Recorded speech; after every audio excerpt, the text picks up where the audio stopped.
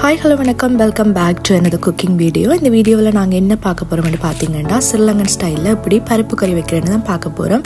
நார்மலாக எல்லாருக்குமே பருப்பு கறி வைக்க தெரியும். இது வந்து கூட யாழ்ப்பாணத்தில் நாங்கள் இப்படி தான் பருப்பு கறி வைப்போம். இந்த முறையில் செய்து பார்த்தீங்கன்னா ரொம்பவே டேஸ்டியாக இருக்கும். வாங்க இப்படி செய்கிறேன்னு பார்க்கலாம். அதுக்கு ஃபஸ்ட்டு நான் பருப்பு எடுத்துக்கொள்கிறேன். உங்களுக்கு தேவையான அளவு பருப்பு எடுத்துக்கொள்ளுங்க. அந்த பருப்பு வந்து கூட பேக்கெட்டில் வர அந்த பருப்புகள் வந்து கூட கஞ்சலாக இருக்கும். கஞ்சல் 1-2 குப்பைகள் எல்லாம் இருக்கும். ஸோ அதால் நான் இதை வந்து 2-3 தரம் வடிவாக தண்ணியில் கழுவி எடுக்க போகிறேன். தண்ணி வெள்ளையாக வர மட்டும் வடிவாக ஒரு 2-3 தரம் கழுவி எடுப்பேன். இப்போ கழுவி எடுத்துட்டேன். இப்போ இந்த பருப்புக்கு மேலால் தண்ணி நிற்கிற மாதிரி தண்ணி விட்டுக்கொள்ளுங்க.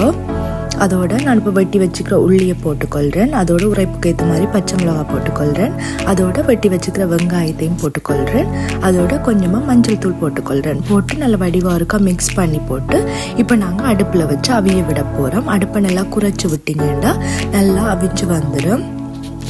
நீங்கள் அடுப்பை கூட்டி விட்டீங்கன்னா டக்கண்டு தண்ணி வற்றி அவியாது. அதனால் அடுப்பை நல்லா குறைச்சி விட்டு இடைக்க கிண்டி கிண்டி அவிய விடுங்க. இந்த பருப்பு வந்து நல்லா அவியணும். இப்போ ஒருவேளை உங்களுக்கு தண்ணி காணாமல் இருந்துச்சுன்னா நீங்கள் கொஞ்சமாக சுடு தண்ணி விட்டுட்டு திருப்ப மூடி விட்டீங்கன்னா இதாயிடும். சில வேளை டக்குன்னு வத்த பாத்திரம் நீங்கள் ஒருவேளை அடுப்பை கூட்டி விட்டீங்கன்னா, ஸோ அதால் அடுப்பை குறைச்சி விட்டு நல்ல வடிவாக பருப்பு அவியும் மட்டும் நல்லா அவிச்சு எடுப்பேன்.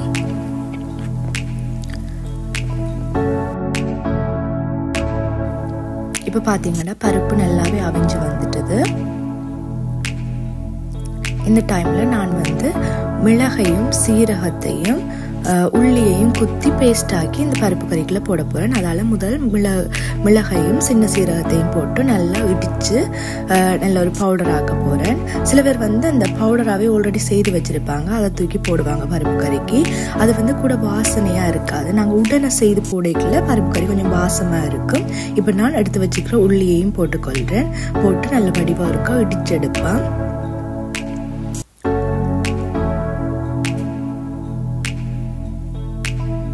பார்த்தீங்கன்னா எல்லாமே நல்ல வடிவாக சேர்ந்து இடிபட்டுட்டுது. இப்போ நாங்கள் அந்த அவிஞ்சு ஒன்று இருக்கிற பருப்புக்குள்ள இந்த பேஸ்ட்டை தூக்கி போட போகிறோம்.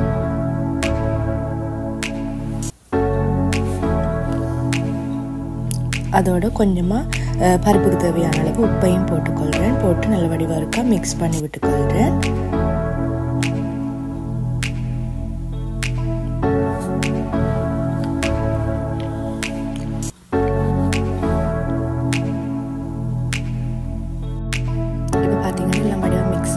இந்த டைமில் நான் நல்ல ஃப்ரெஷ்ஷான திக் கோகனட் மில்க் விட்டுக்கொள்கிறேன்.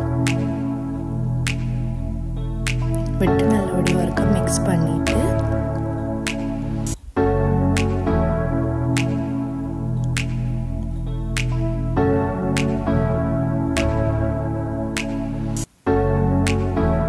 ஒரு 5 நிமிஷம் அடுப்பை குறைச்சி விட்டு ஒரு மூடி விட்டோம்னா நல்ல வடிவாக அவிஞ்சு வந்துடும்.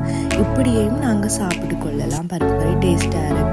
கொஞ்சம் நாங்கள் இன்னும் கொஞ்சம் டேஸ்ட்டை கூட்டுறதுக்காக நான் இதுக்குள்ள வந்து இப்போ வெங்காயம் மிளகாய் கருவேப்பிலை எல்லாம் தாளித்து போட போகிறேன். அது இன்னும் ஒரு வகையான டேஸ்ட்டாகவும் இருக்கும்.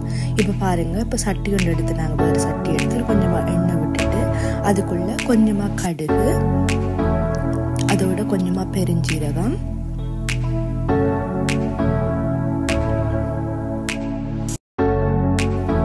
அதோட கொஞ்சமாக வெங்காயம் போட்டுக்கொள்கிறேன். நீங்கள் சின்ன வெங்காயம் இருந்தால் கூட கறிகளுக்கு யூஸ் பண்ணுங்க. எங்கிட்ட பெரிய வெங்காயம் இருந்தபடியாக போட்டுக்கொள்கிறேன். அதோட கொஞ்சமாக கருவேப்பிலையும் போட்டு இது வந்து ஒரு டார்க் கோல்டன் ப்ரௌனாக வர மட்டும் நல்ல வடிவாக இருக்க வதக்கி விட்டுக்கொள்ளுவேன்.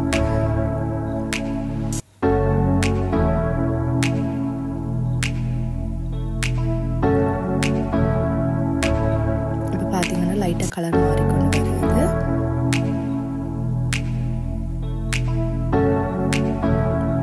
அதோட கடைசியாக நாங்கள் சித்தல் மிளகாய் போட்டுக்கொள்ளுவோம். சித்தல் மிளகாய் உடனே போட்டு வெங்காயத்தோடு போட்டிங்கன்னா டக்குன்னு கறிகீரும். லைட்டாக போட்டு ஒரு கொஞ்சம் முருகலாக வரைக்கும் நல்லா இருக்கும். இப்போ பார்த்தீங்கன்னா சூப்பராகவே நல்ல வடிவாக நல்லா பொரிஞ்சு வந்துட்டு இருக்கு கோல்டன் ப்ரௌனாக. இப்போ நாங்கள் இதை பருப்பு கறிக்குள்ளே சேர்க்க போகிறோம். பருப்பு கறிக்குள்ளே சேர்த்து நல்ல வடிவாக இருக்க நாங்கள் மிக்ஸ் பண்ணி விட போகிறோம். இப்போ பார்த்தீங்கன்னா சூப்பரான டேஸ்டியான ஸ்ரீலங்கன் ஸ்டைலில் யாழ்ப்பாணத்து முறையில் முறையில் எப்படி பருப்பு கறி வைக்கிறேன்னு பார்த்தோம். ரொம்பவே டேஸ்டியாக இருக்குது இந்த முறையில் செய்தீங்கன்னா. உங்களுக்கு கண்டிப்பாக இந்த வீடியோ பிடிச்சிருக்குமென்னு நினைக்கிறேன். இந்த வீடியோ உங்களுக்கு பிடிச்சிருந்துச்சுன்னு சொன்னால் மறக்காம என்னோட சேனலை சப்ஸ்கிரைப் பண்ணிக்கொள்ளுங்க. அதோட இந்த வீடியோக்கு ஒரு லைக் பண்ணுங்கள், கமெண்ட்ஸ் பண்ணுங்கள், ஷேர் பண்ணுங்கள். இன்னும் ஒரு வீடியோவில் சந்திக்கலாம். தேங்க்யூ ஃபார் வாட்சிங். பாய்.